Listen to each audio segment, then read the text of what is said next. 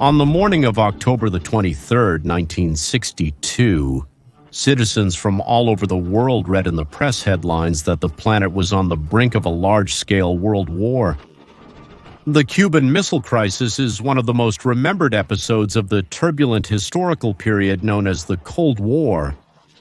The rivalry between the two great powers of the time brought an incident full of intrigue, military maneuvers, diplomacy, negotiations, and questions that are still not entirely answered. What was announced as a war of assured mutual destruction ended up rather consolidating a new geopolitical order. But what is the story behind this plot between the governments of Kennedy, Khrushchev, and Castro? What do we know and what don't we know about these tense days? Join us to learn about this extraordinary story. This is Ronaldo Carrillo speaking. This is the New Encyclopedia, and I remind you that you can give us great support to continue doing this work simply by leaving your comments, liking this video, and sharing the material with all your acquaintances. Below, you can also find a link to the Patreon where any collaboration is more than welcome. Without anything else to add, let's get started.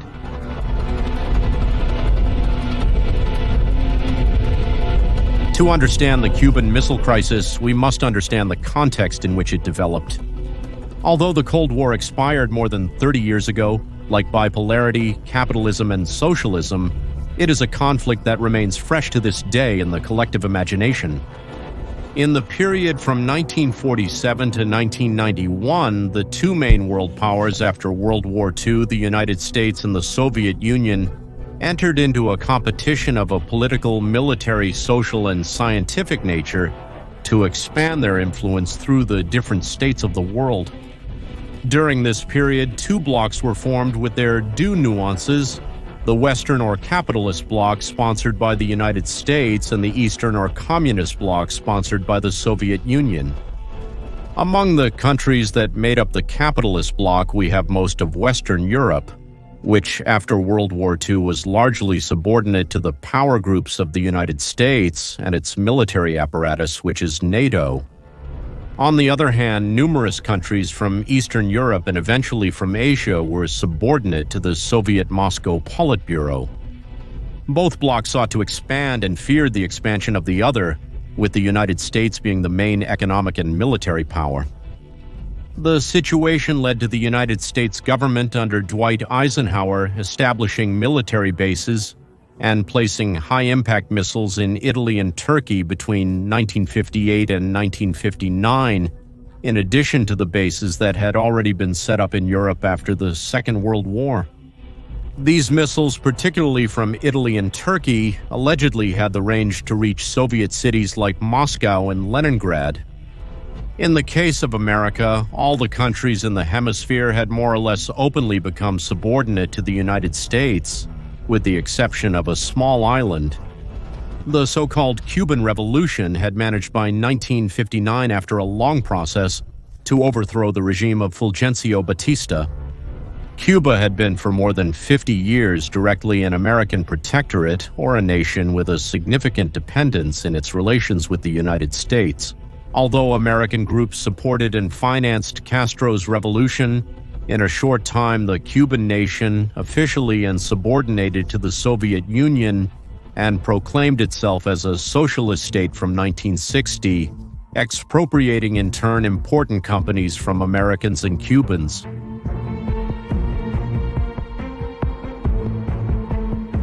Now the United States had a Soviet bastion directly adjacent to the country, also hostile to American sectors. Soon Cuba begins to import weaponry from the Soviet Union, and the United States fears the possibility of the installation of high-impact missiles on the island in response to those the United States had installed in Europe.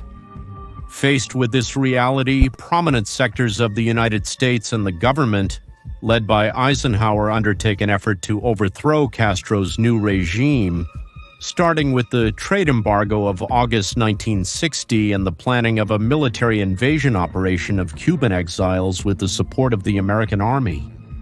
But in the same way, other American sectors, from the Central Intelligence Agency and the newly elected Kennedy government, torpedoed the invasion known as the Bay of Pigs and make several decisions that rather bolstered Castro in power as a supposed hero against imperialism.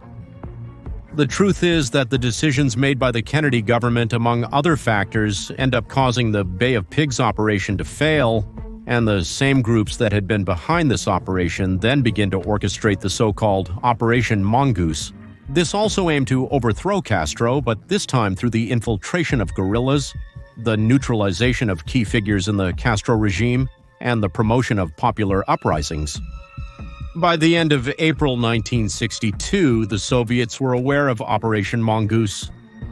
This, coupled with the activation earlier that month of the American missiles that had been installed in Turkey and Italy 2 years earlier, led the leader of the Soviet Union, Nikita Khrushchev, to send a secret delegation to Cuba to agree on the dispatch of Soviet military equipment troops and the installation of missiles of equal magnitude on the island.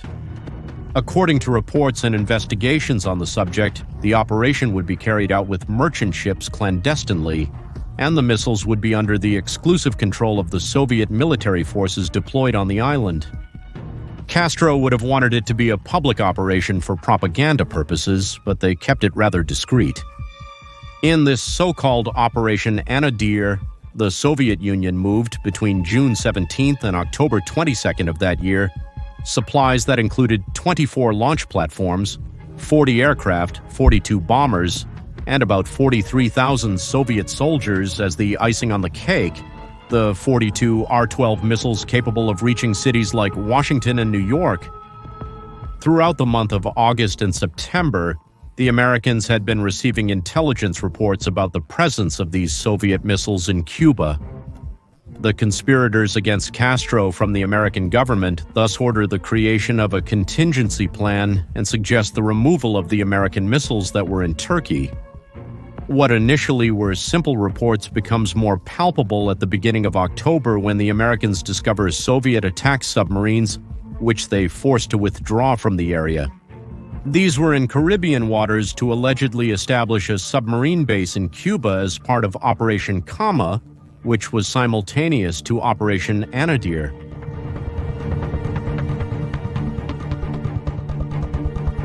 The presence of high-impact missiles in Cuba is officially confirmed on October 14th when an American U-2 spy plane violating Cuban airspace manages to photograph various missile bases throughout the island.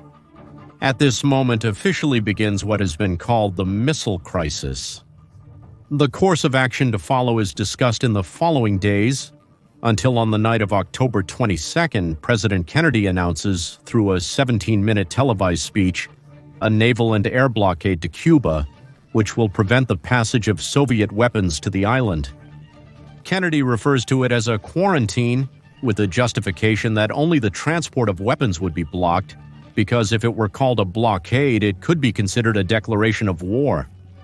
In an emergency meeting with ambassadors from different countries, the U.S. Secretary of State Dan Ross supposedly said, "It would be unfair to you if I didn't tell you that we are in a crisis as serious as humanity can be."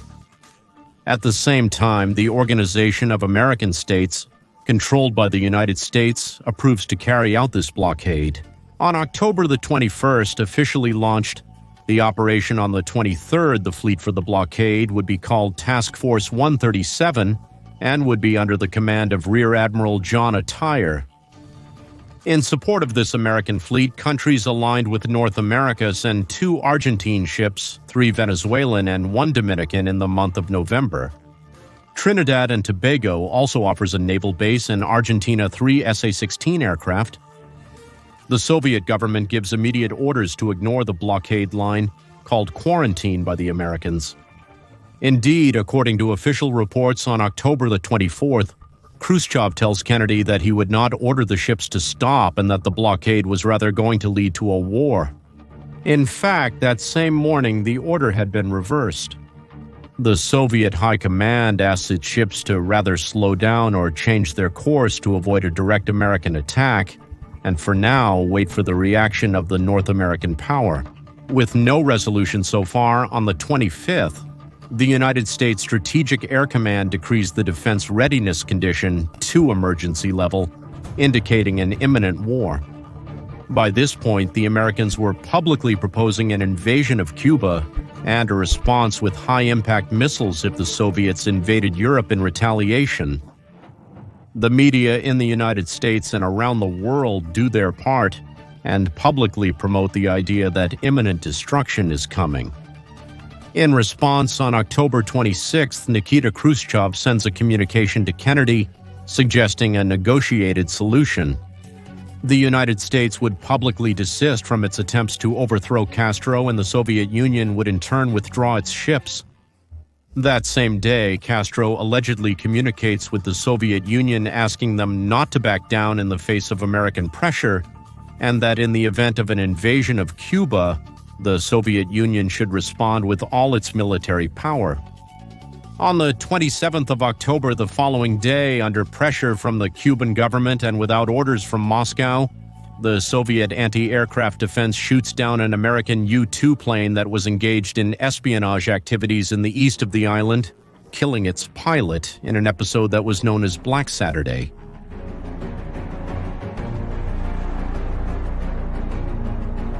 The United States decides for now not to respond to the U-2 incident, as it was in negotiations for a new agreement. The proposal was that in exchange for committing to stop attempts to overthrow the Cuban government, the Soviets would dismantle the missiles on the island. According to the Soviets, they feared a reckless action on the part of the Cubans that could trigger the much-feared war. In fact, after the U-2 plane incident, the Soviet soldiers stationed on the island were ordered to guard the arsenal and only act on direct command from the Soviet Union. Therefore, the negotiations with Kennedy are carried out secretly and apparently without any knowledge or participation on the part of Castro. The entire 27th day is spent in communications, until finally on the morning of the 28th, an agreement is reached for the public light. In this agreement, in addition to what was previously said, that is, the withdrawal of Soviet missiles and the political and public commitment not to overthrow Castro, the United States also committed to dismantling its missile bases in Italy and Turkey, although this part of the pact would not be made public until sometime later. In this way, Khrushchev publicly announces the agreement at 9 a.m. on October 28, 1962. The missile crisis that for 2 weeks occupied headlines that sowed fear in the world of a war of mass destruction had concluded. Presumably, Castro would have learned of the agreement as it was being publicly announced, and his reaction would have been a fit of rage, referring to Khrushchev as, quote, a bastard. Later that same day, October 28th, Castro declares in a letter to the UN Secretary General that the part agreed upon by the United States was unsatisfactory, and that for it to be fair, they should lift the economic embargo on the island, halt subversive activities, among other conditions. A few days later, in a public speech at the university, Havana Castro would say, using Suez language, that the Soviet leader was a coward, more specifically that he lacked balls. Between 1 and 3 in the afternoon, on October 28th, the order is given to the Soviet troops to dismantle the missiles in Cuba, which begins to be done by 5 in the afternoon. U.S. spy planes confirm in early November that the Soviets were indeed dismantling and removing the missiles from Cuba. By November 9th, the last missile is out, and after an additional agreement to withdraw the 42 Soviet bombers, the U.S. naval blockade is officially concluded on November the 20th, 1962. 2 days later, the Soviet Union publicly announces that the military support they would provide to Cuba would be only with common military weaponry. On the other hand, the removal of U.S. missiles in Italy and Turkey does not occur until April of the following year.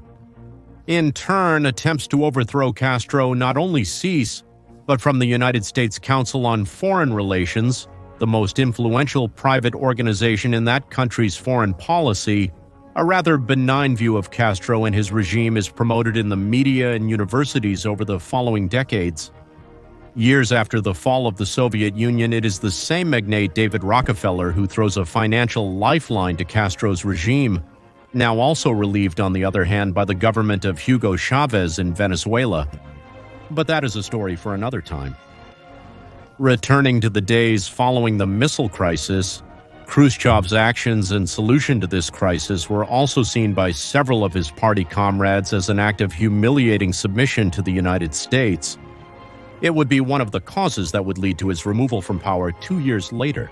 In general, the global image that was created as a result of this conflict was that the Eastern Bloc was yielding to the growing power of the Western Bloc, and Kennedy's government's handling of the crisis was largely well received by Americans, even apparently receiving a boost in popularity. The missile crisis would directly lead to the creation of the so-called Red Phone in 1963, a teletype line that quickly and securely connected Washington with Moscow. This would give rise to a new stage of the Cold War, which has been officially known as détente. The missile crisis, which initially seemed inevitably to lead to a terrible large-scale war, rather ended up establishing a new geopolitical balance in the coming decades. The issue was resolved diplomatically, establishing a more candid relationship between the U.S. and the Soviet Union. This tense episode brought to light the procedures of both nations and caused both expressions of support and rejection by those who believed that one or the other power was being humiliated, especially the view that the Americans and not the Soviets were the ones who had the final say in the end. A story with a lot to unpack. Thank you very much for watching this video. I hope you liked it, and don't forget that it's very important for us that you can subscribe to the channel, leave your comments, share the video, follow us on our Instagram account called The New Encyclopedia, and above all that you can help us on our Patreon with any assistance you can give. Thank you all very much, and God bless.